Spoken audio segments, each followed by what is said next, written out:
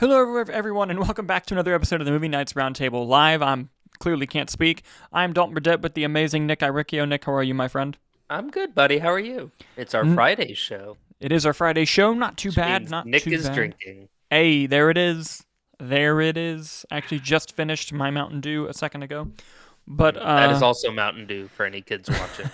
of course, of course. But yeah, good to see you, buddy. How's your week been? Good. I mean, I got to see two movies this week. We did a early screening of Snow White, so Mm-hmm. that review's out on the channel if anyone hasn't checked that out yet. And then we went to an early screening of Death of a Unicorn, which that'll be soon on the Very soon. channel. You'll have a review for that very soon. Spoiler alert. I think we both really enjoyed it, so Yep. that'll be fun to talk about when we get there. But guys, we have a really interesting show for you guys today. First of all, the main story, of course, being that Coyote versus Acme might actually end up seeing the light of day, which we thought would never happen with the people over there at Warner Brothers.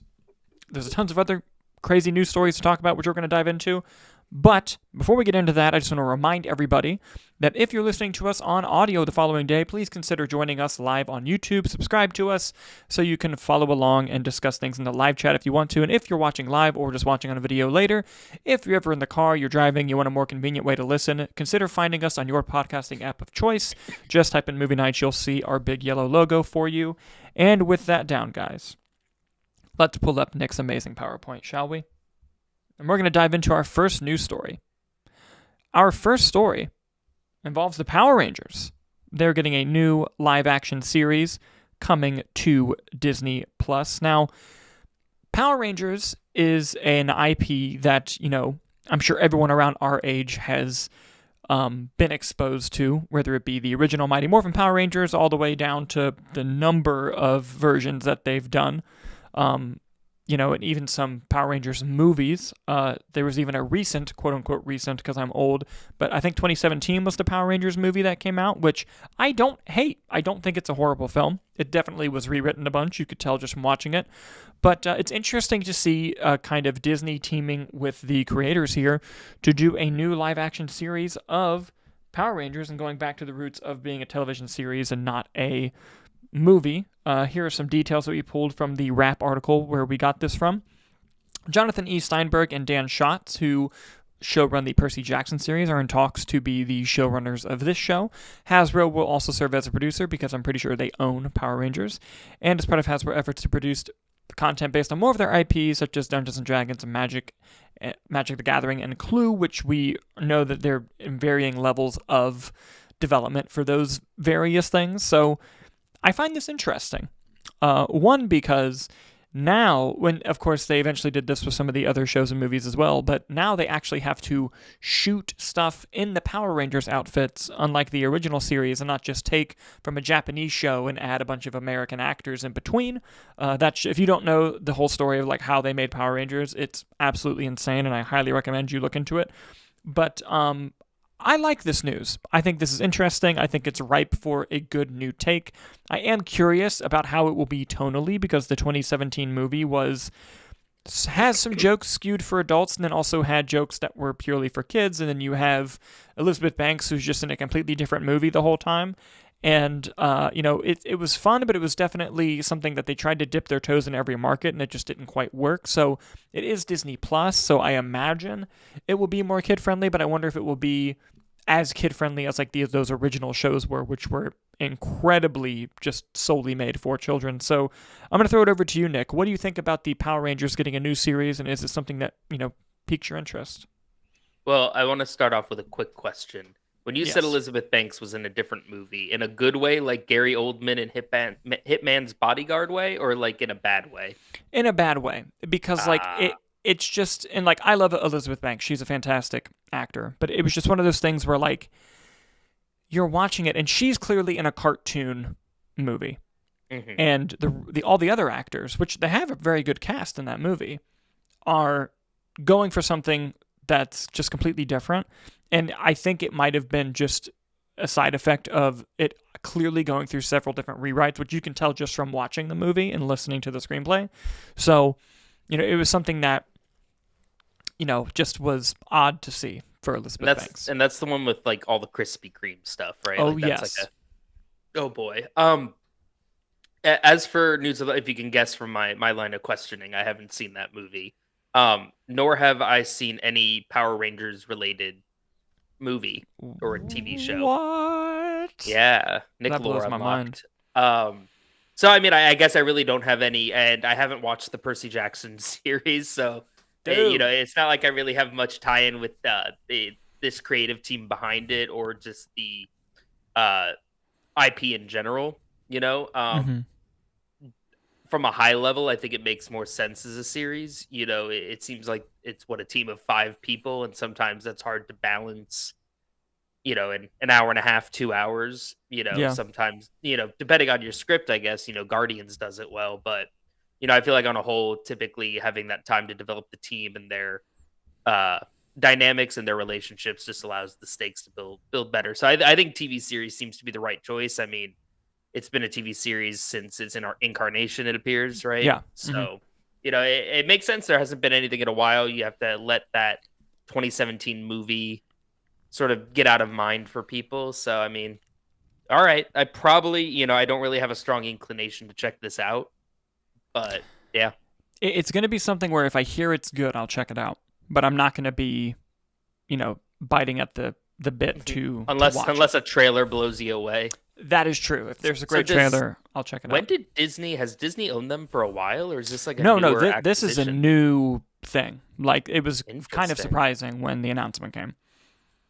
How about that? Yeah. So, but there you go, guys. What do you think of a new Power Ranger series coming to Disney Plus? Is it something you're looking forward to? Is it something that you're kind of worried about? Let us know in the comments as we move on to our next story. And Nicholas, our next story is a bit of a brain scratcher for me.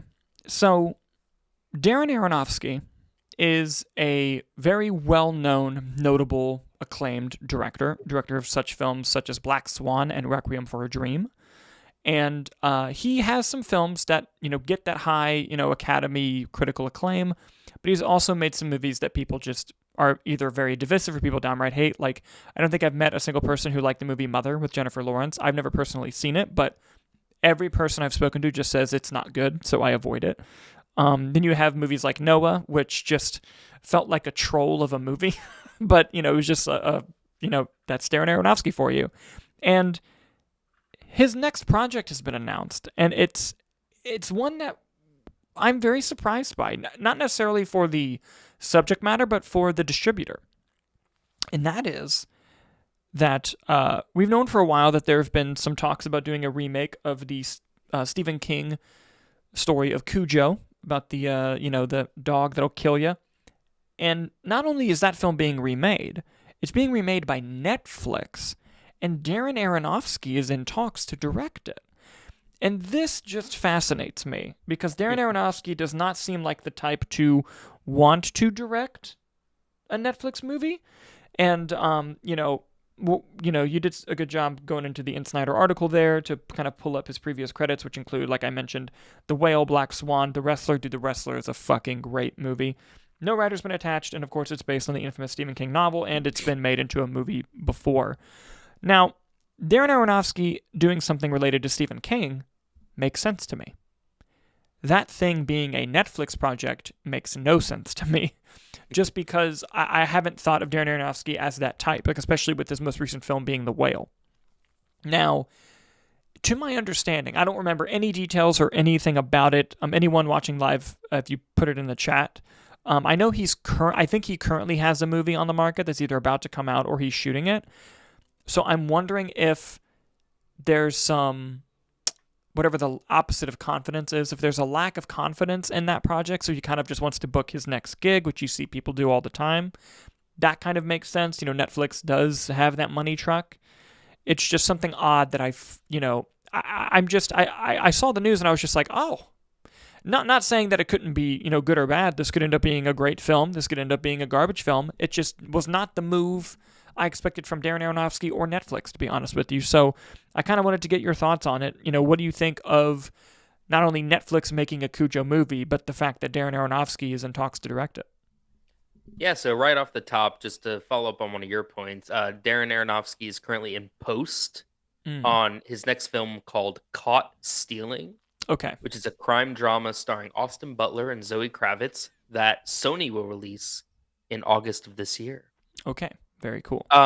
No, I mean Netflix and Stephen King, right? They've made a bunch of adapted a bunch of his works, and Life of Chuck coming out soon. That's have a bunch of acclaim coming to it. That's based on a Stephen King novel. You know, remaking and adapting or whatever, be it Stephen King's novels, short stories, seems to just become it's a trend that I'm seeing more and more frequently. Hmm. And I think with attracting good talent, right? Like Mike Flanagan doing Life of Chuck, and now Darren Aronofsky possibly doing Cujo. It just seems odd. Like I don't see, he's a very artsy director, Hmm. and I don't necessarily see the artsy in with Cujo, and this could just be, maybe this is the movie him and his dad used to always watch, and he's like, oh, you know what, like let me do that, curious what the story is behind that, but I've never seen the original Cujo.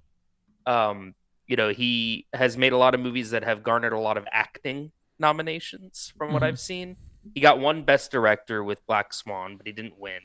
But a lot of people tied to his movies go on to be nominated and in Brendan Fraser's case, win Oscars. So I'm curious, like, we're going to see someone Oscar nominated for a Cujo movie. That'd be I think it's interesting. it's a very random choice. I would never put this on any bingo card. If I put $1 on this in Vegas, I'd be a millionaire. Um, so I mean, I'm definitely interested in the concept of it. I'm excited for a confirmation if that occurs. Same. And something else with Darren Aronofsky that I just have to bring up every time his name gets mentioned is one of my favorite things in alternate movie history where a movie almost got made and then didn't was he was going to do an adaptation of Batman Year One, which would have been, Really? yes, which would have been so fascinating to see Darren Aronofsky's Batman Year One. But I mean, I Darren just Aronofsky's Cujo is equally as fascinating to me. exactly. So I'll be curious to see if this pans out and just to kind of see how it turns out. But guys, Mhm. what do you think about Darren Aronofsky possibly directing a Cujo remake at Netflix? Let us know in your thoughts in the comments down below as we move on to our next story. And Nicholas, this next story, well, I wouldn't say it was surprising. It was definitely just kind of like oh, all right. And that is this. There is a fourth movie in the franchise of Meet the Parents coming. And not only is it coming, they have found their director. And that is John Hamburg, who I believe, yes, he wrote all three prior movies. And so far, Ben Stiller and Robert De Niro are set to return. I believe they're coming back in producer capacities as well. We took this from the Hollywood Reporter, which you can find the link to that article, of course, in the description of our video. And here's what I'll say. And then I'm going to throw it to you for your thoughts first, because I just want to throw this out there. It's definitely going to be called Meet the Grandparents, right? Oh yeah, It's got to definitely. be. It's got to be. Well, actually, I don't. Yeah, because now they had the kids at the end, right? Well, they were They younger. were If we're gonna they time were jump, little Fockers. Aha. they were little Fockers, Aha. big motherfuckers. Meet the grandparent. Yeah, that's probably accurate. Hmm. I could see that. No, honestly, I'm very excited by this news. That is a movie series that I love very much. Whenever it's on TV and I happen to catch it, whichever one it is, I'll watch it. Put Ben Stiller in anything, and I'll watch it. This is. I think that the first Meet the Parent. I like Meet the Fockers more personally than Meet the Parents. Okay. But I think in the pantheon of like iconic comedy movies, I feel like Meet the Parents is definitely on there. Especially Oh, just because at the time too, Robert De Niro, you're like, he's gonna do this comedy with Ben Stiller. Like, what the fuck does that look like? yeah. So I'm very excited. As for the director, sure, I think it would have been fun or interesting to see like a Ben Stiller behind the helm Mm, of it as well. But obviously, he has a lot of directing and producing and writing to do with the confirmation that Severance is moving forward with a season 3 to nobody's shock. And he is heavily, heavily tied to that. So I imagine he's like, yes, I can film this. yeah. That is it. Exactly. Exactly. And So you bring up a really good point in that at the time, of course, we've seen it all the time now, but at the time, Robert De Niro doing a comedy movie like that was very like, really? Like it was something that was completely unexpected. And what was even, I wouldn't say shocking, but a pleasant surprise is what a great comedic actor he ended up being, because he's brilliant in that movie. So is Ben Stiller. And I'll slightly disagree with you in that I do think that Meet the Parents is better than Meet the Fockers, but I don't hate Meet the Fockers. I think that movie is very funny.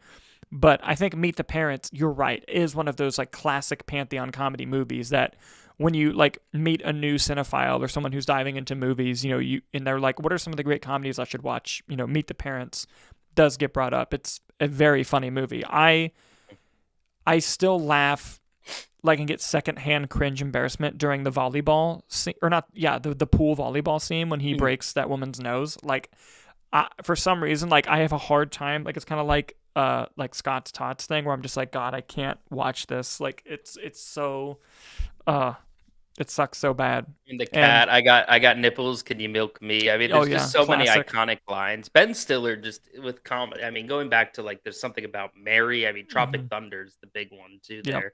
Yeah. No, I think that it's a solid franchise. Even Little Fockers, it was probably the weakest of the three, but I still thoroughly enjoyed it. But I think it's that they all understand their characters, in the comedy, and I think being able to play it as straight as they do and that zaniness of it, I think it just all meshes.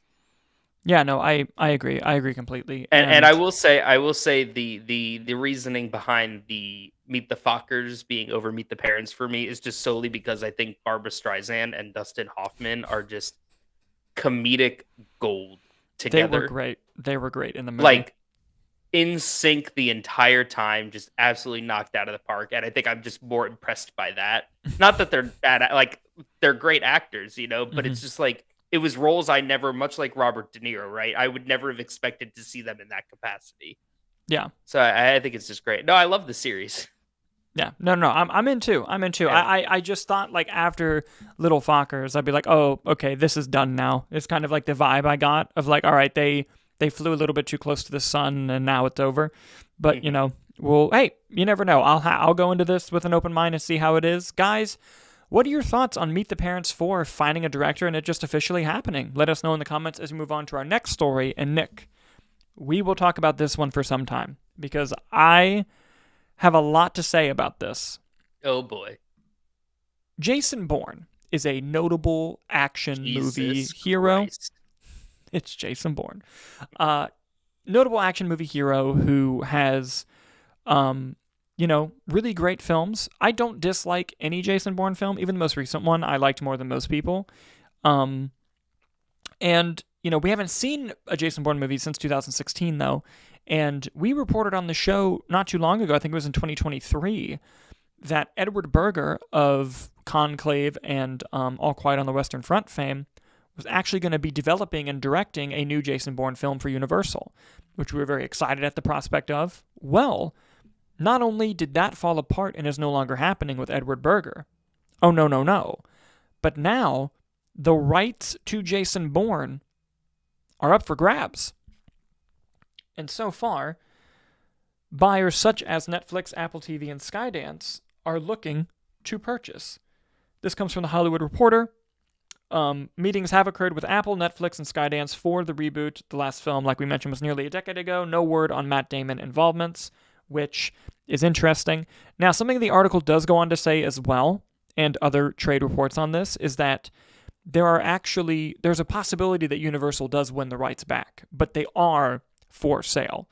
So, Universal would have to really fight to keep them, is kind of where we're at. And I have a lot of thoughts on this. So, one, really sad that the Edward Berger movie is not working out, because I was very interested to see where that movie was going to go. And I think that this no longer happening maybe opens up him to direct Bond. Maybe. Just throwing it out there. Well, I don't... Sorry to interject. I wouldn't say that depending on how this plays out counts him out. I mean, you had I don't know.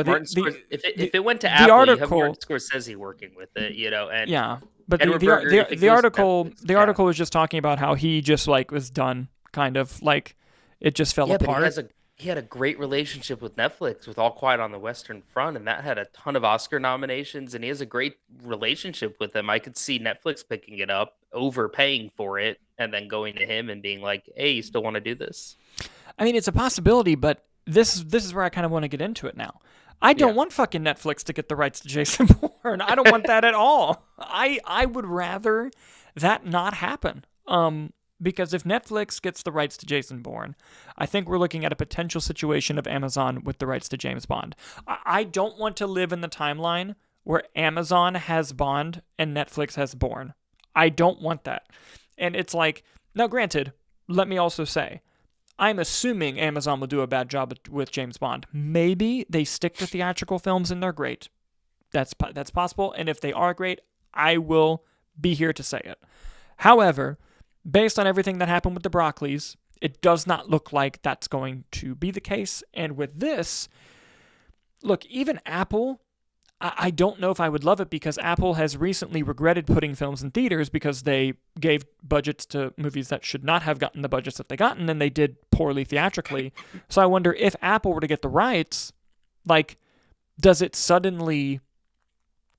are they not going to be theatrical anymore? And I think that's where I'm at. Like, I want Bourne to be theatrical because my better half in the live chat just asked what's wrong with Netflix owning Bourne. There's no way they would put it in theaters. And I don't want to watch Jason Bourne at home on my TV screen. And I really don't want to watch a Jason Bourne series, which Netflix might also try to do instead of a movie, because they made that TV show Treadstone, but like on the USA Network, which I heard just was not very good.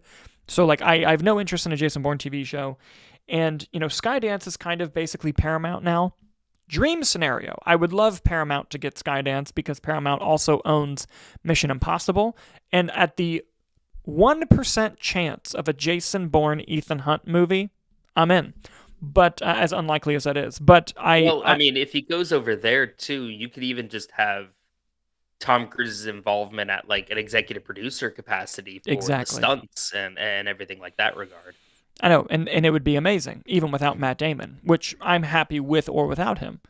You know, my dream scenario would be either Skydance and Paramount get it, or Universal keeps it.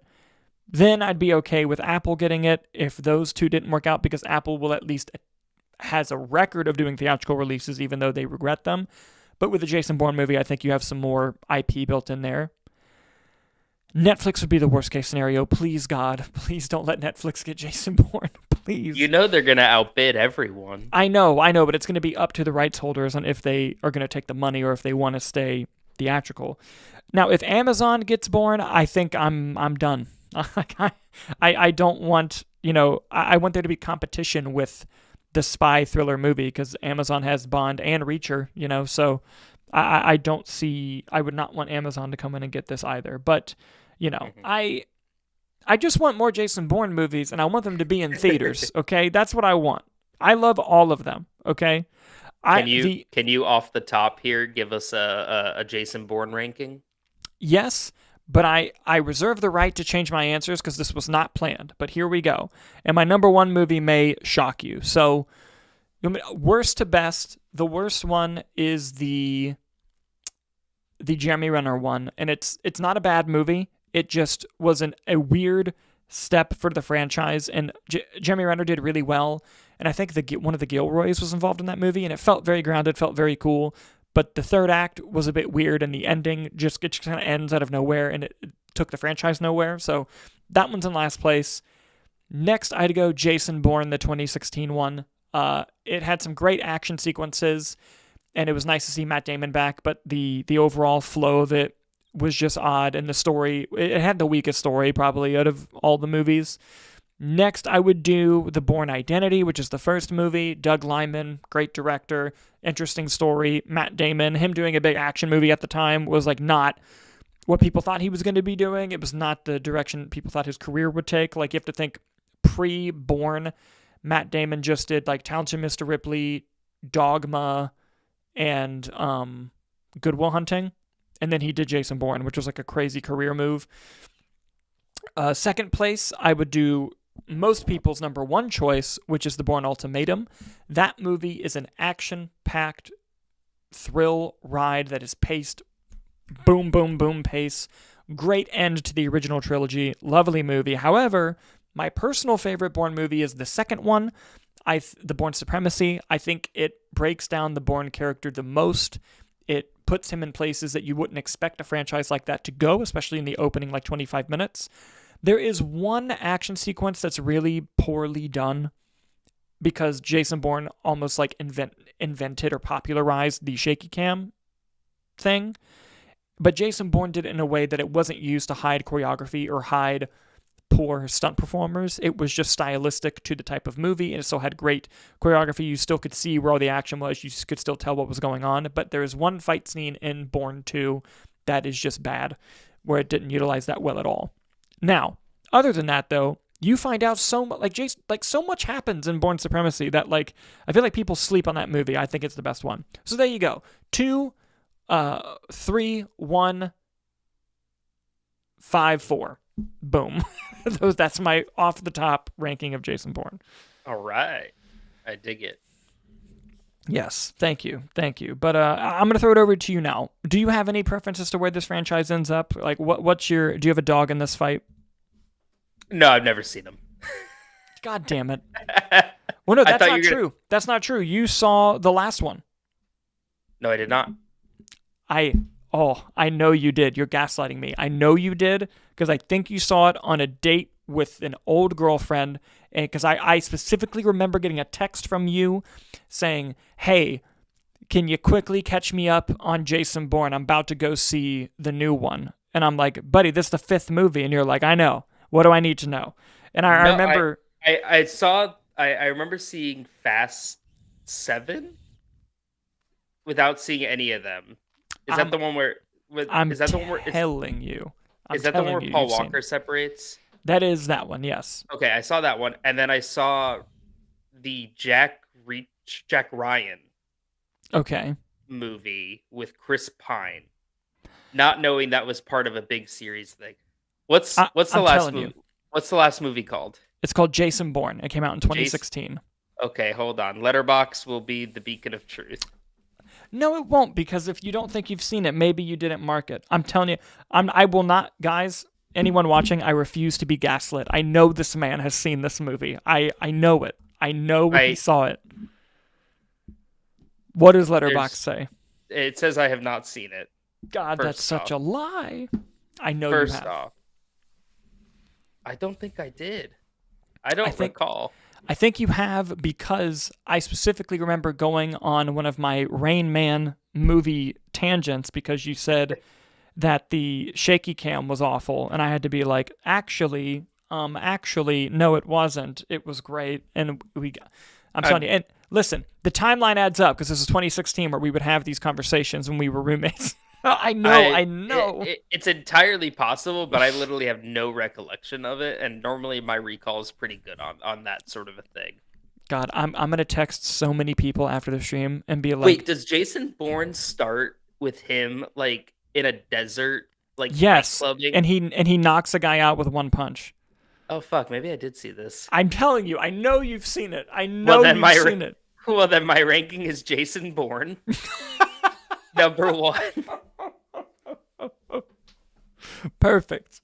No, I mean, listen, I'm pro it going to maybe Skydance, right? Getting and really just any major studio that I know is going to release it in theaters, just because I'm pro the theatrical experience. And it's not to say I think Apple could do a great job with it. I think Apple puts out a lot of really good content on their platform personally, and they do have that past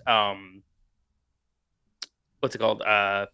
Like they put Martin Scorsese's last movie in theaters, so they have set that precedent. And I think they do a great job. I mean, there's that Godzilla show that's, I think, going on to its 2nd or 3rd season. So I think Apple also works really well in tandem with existing things. So I could see him being like, we're going to do a Jason Bourne show, but like the movies are going to be in theaters, I think the biggest issue with it going to a streamer, right, is just going to be that milking of the IP. And it's the same thing we said with Bond when we were talking about Bond selling to Amazon there, right? It's going to be, James Bond year 1, Jason Bourne year 1. How do you get this way? What's his training like, And it's just going to be random spin-offs and things that just don't work or that people don't want. It's not to say they can't attract talented people to do it, and maybe they are great, but just the track record on these sort of things has been rather disappointing. Yeah, that's fair. But guys, What do you think about Jason Bourne, the rights potentially being sold elsewhere other than Universal? Do you think this could be an interesting industry shakeup? Do you think Matt Damon will end up returning? Let us know your thoughts down in the comments below as we move on to our main topic story of the day. And guys, this one really surprised me when I heard about it when it happened earlier this week. So, quick backstory in case you guys don't know. Coyote vs. Acme was a live-action animation hybrid movie, much like the Who Framed Roger Rabbit, where it was like 2D animation with live action, and it was going to be about the Wile E. Coyote. It was basically a movie about the Wile E. Coyote, and it starred Will Forte and a ton of other... Wasn't John Cena in it as well, if I'm not mistaken? Yes, John Cena is in it. Essentially, this movie was completely shot, completely done, ready to go, and then out of nowhere, boom, Warner Brothers, after David Zaslav became, ahead and started doing this with movies like Batgirl, said, nope, we're going to take the tax write-off with it, and we're never going to release it. This thing was done. And what was crazy is, unlike with Batgirl, where a lot of industry insiders had said, like, oh, they heard the movie wasn't very good, which I don't know, I never saw it. But there were a lot of industry insiders saying, like, oh, it wasn't very good, I can understand why they did it. Everyone who saw Coyote versus Acme, particularly other filmmakers, were saying things like, this movie was great. Like, I have no idea why they wouldn't try to do this, which made no sense. So, okay, whatever, it's taking the tax write-off route. And then you saw, obviously communities online kind of going off, being like, hey, release Coyote versus Acme, like the creators didn't deserve this, which obviously, I would feel that way if my work was also getting shelved as well. Well, there is hope for Coyote versus Acme, everyone. There is hope. A distributor, I believe they're called Ketchup Entertainment, yes. They also saved another Looney Tunes movie, which is currently playing at theaters right now, called The Day the Earth Blew Up. They are in negotiation to buy Coyote vs. Acme from Warner Brothers and release it, which I think would be an excellent thing to happen. I hated that the movie was being shelved anyway, and the fact that this could happen is great news. And as you astutely pointed out in your PowerPoint, shout out to this person in particular who stood outside the Warner Brothers lot dressed as Wile E. Coyote, holding a sign that Wile E. Coyote would hold saying, release me. And it's so good. I love it. I love it so much. And this also comes on the heels, Nicholas, and this wasn't part of the story, but it's something that showed up in a recent edition of the Jeff Snyder newsletter, which we reference all the time. Allegedly, file this under a rumor, Warner Brothers is looking to sell the entirety of Looney Tunes, which makes sense because they just recently removed all Looney Tunes things from their platform of Max. So I wouldn't be surprised if we get confirmation of that soon. But my current theory on this, by the way, and this is just a theory, tax season's coming up. And when they originally had pitched the idea of selling it off because of the backlash of the original announcement, they were like, we will only take $70 million, which is what they spent on the movie, I think, like with marketing and everything. And so no company wanted to buy it for $70 million. Now the asking price is $50 million. So I'm wondering, since it's tax season, if the CPAs over at Warner Brothers were like, hey, we're only going to get like $30 million for this if you want to try to sell it again. I honestly feel like that's what's happening. And so with Ketchup Entertainment obviously releasing another Looney Tunes movie, if they buy this and it ends up being successful, which, guys, if they release Coyote versus Acme, we all have to come together and go fucking watch this movie. We have to make sure it's the most successful movie ever, or else at least 3 times each in theaters. At least we have to make it happen, so that way we can make some people at Warner Brothers look like it was a bad decision, because you don't want to be proven wrong in that scenario, both as the people who want to watch it and as the people who wanted to write it off. I mean, it's a great opportunity to, like, I think just the word of mouth about the scenario, I think could potentially lead to like a memification of the movie as a whole. Yeah. And you could just have this sort of very minimal marketing campaign, because I think the internet's going to really do a lot of the heavy lifting.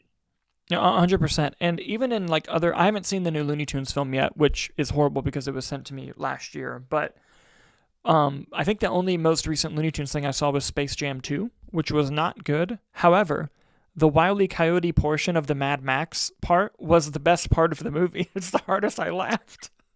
Yeah. So, and again, everyone who's worked on the movie, which is obvious, but everyone who's seen the movie, like I believe Jonathan Francis Daly or Jonathan Goldstein, that filmmaking duo, I believe they watched it and they publicly went on their social media and said that movie was good. Like I have no idea why they wouldn't try to release or sell this thing. So I think this is great news. Now, granted, it's not official yet. They haven't officially purchased it yet, but I think the fact that it got to this stage in the announcement means that a deal is imminent and that the announcement is coming. I really hope that this deal goes through. I hope that they're able to release it. I hope that it's successful. And honestly, with the rumor now that Warner Brothers is looking to sell all of Looney Tunes, I hope Ketchup Entertainment can get all of Looney Tunes. That would be cool too, because Warner Brothers wasn't doing anything interesting with it. You know, it was just kind of letting it sit there and die, because it's a double-edged sword of, if you ask a kid now, hey, what do you think of Bugs Bunny? Half of them might look at you and be like, who the fuck is that? And it's like, yeah, that's fair, because they haven't really been putting themselves out as much as they should have.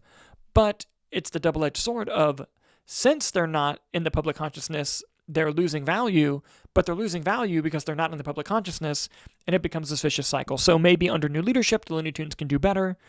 Nick, Just like the Muppets. Just like the Muppets. Nick, I'm going to throw it over to you now. What are your thoughts on Coyote versus Acme potentially being released? And, do you think it's a good idea? No, I think it's a great idea.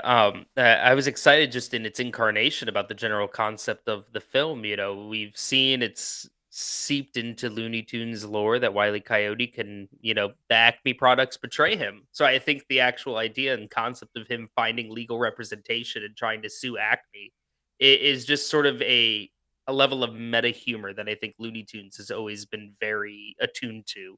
And I think it'd be great. I mean, you have great comedic actors. John Cena is a very strong comedic talent, as is Will Forte. Mm-hmm. So I think the talent surrounding it in the industry, I think it is great. As for it being shelved, obviously, I think that it's shameful. The same thing happened, obviously, with Batgirl. Yeah. With that film thing, I don't see that one getting the same benefit of, like, maybe we do get to see the light of day, especially with James Gunn kicking off his new DC universe. Mm-hmm. But I mean, like I said before, Looney Tunes, like the Muppets, have always been sort of put on the back burner, which, they look for ways to try to put them into different things. I think Rock and Roller Coaster is going to become the Electric Mayhem ride here at Hollywood Studios. I think so, yeah. So, I think that Disney's sort of on the right trend, and Max removing all the content related to the Looney Tunes on their platform, I think, is not instilling faith that they have with that franchise and with that IP. And I think put in the right hands, with the way they're able to modernize things, I think Looney Tunes are ripe for that. I saw that Ketchup Entertainment, I couldn't find the specifics on that deal. Were they like in it from the beginning, or did they buy it for distribution? Because all I could really find was that it roughly had a budget of about 15 million. Are you talking about the day the Earth blew up? Yes, the animated movie in theaters now. I don't know, to be honest. I do not know if I know. I found that Ketchup is distributing it, but I don't know at what stage they were involved. But I know it had a budget of 15 million. So with marketing, everything, probably 30 million to break even, roughly. Yeah. And it's not doing well. It is only grossed 4.8 so far, so not great. But on the flip side, the critics and Rotten Tomato scores are rather high. So I think if they're able to pivot that in a way of like, okay, well, that is showing us that, one, we made a great movie, and that people maybe, with a stronger marketing push, or maybe something a little more, I think that hybrid animation is maybe something audiences are more inclined to go see. So I think the right push, the right talent, the right marketing budget, I think that it would show that there's potential for the profiting of it, especially if their break even is 50 million. Mm-hmm. That's tight for a Looney Tunes movie. I think they're going to have a hard time getting to 50, but if that gets their foot in the door to the greater Looney Tunes, realm, I think long-term it could be a great plan for them to be like, and we will just do Looney Tunes stuff from now on. And then they could start pushing out more animated films. And then it's within their wheelhouse, not trying to market a movie that's already made, but a movie that they made.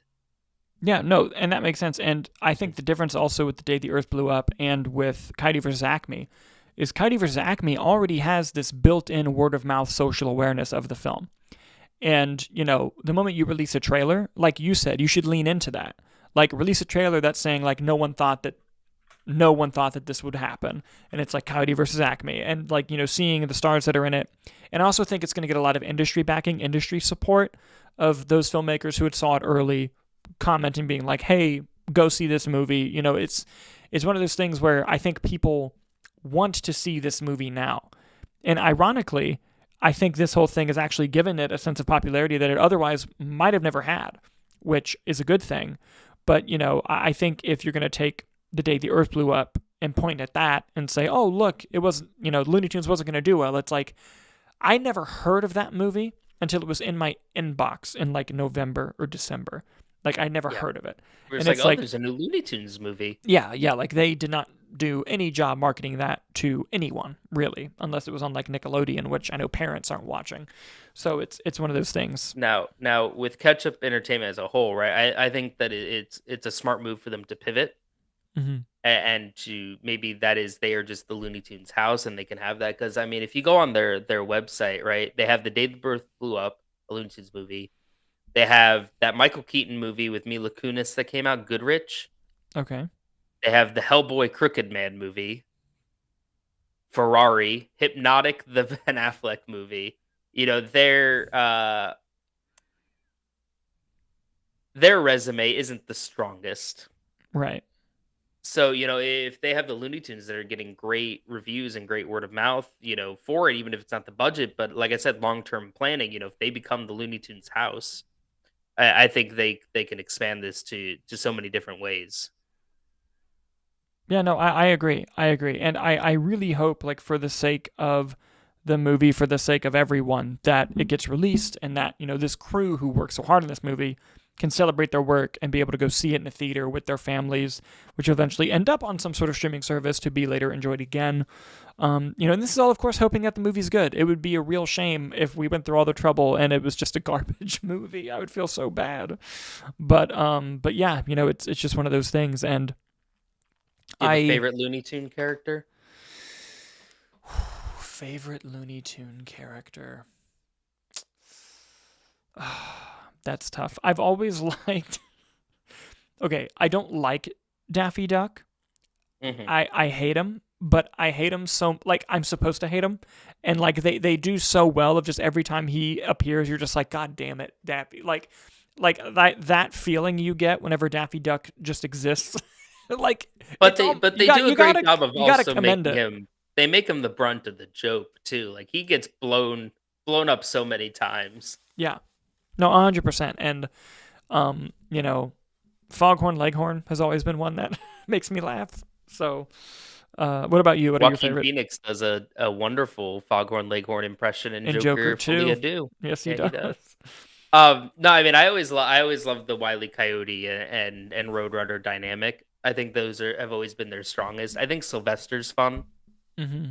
Him and Tweety Bird, like that game of cat and mouse. Yeah. Oh my God, Marvin the Martian. Marvin the Martian is great. Love Marvin the Martian. Mm-hmm. I love the first Space Jam. I think that's great. The first Space Jam fucking rules. Okay? Bill Murray in the first Space Jam, incredible. Listen, so you have to understand personally from me. But first of all, I'm going to shout out something in the live chat. My better half also says it'd be cool if Ketchup became a savior of almost shelved films. They would swoop in and save the day. They could get that reputation, and then people would want to work with them. That's a very good point. For Space Jam, really quick, personal story. I grew up in a very small town in Indiana, a town with about a population of about 1,500. And I don't know how much you know about Indiana, but they basically breed basketball players there. And you, from a young age, are exposed to a ton of sports and basketball in Indiana, in the Hoosier state. And I was in the town that the movie Hoosiers is based on. I lived in that town. So basketball is obviously huge. And naturally, when you're a kid and you get into basketball, you always immediately look up to Michael Jordan. So I was obsessed with Michael Jordan. I had a ton of like the kid size of his jerseys. I bought the DVD of, my parents bought me the DVD of like the documentary about Michael Jordan that came out in like 2002 or something. And I watched the shit out of it. Like, I was obsessed with him. And when I found out that Space Jam was a thing, when I tell you what a time to be alive when I found out that there was a Looney Tunes Michael Jordan thing, like my brain could not handle it. And I watched that movie 100 fucking times. So it's a classic. Now, granted, you rewatch it now and you're like, all right, some of it's not as good. Some of it is still as good. Okay, some of it is still as good. The joke about Bill Murray being Dan Aykroyd still is funny. It's a great joke. And oh my God, who's the actor that plays? He's from Jurassic Park. He's also in Space Jam. What's his name? Oh, it's Wayne Newton. Yes, great performance in Space How Jam. dare you? He's also in Seinfeld. Yes, that's right. No, wait, hold on. It might not be Wayne Newton. Hold on. Is it not? I thought it was. Hold on.